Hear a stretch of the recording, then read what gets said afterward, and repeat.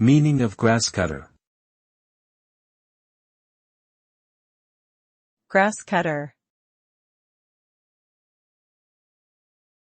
Grasscutter.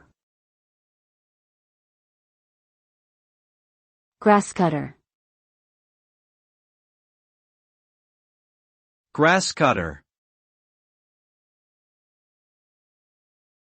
Grasscutter can refer to two different things.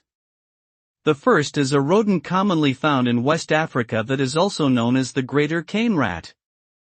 It is often farmed for its meat, which is considered a delicacy in some African countries.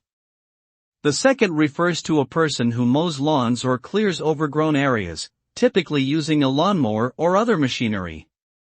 Both definitions involve cutting grass, but they are quite different in terms of context and meaning.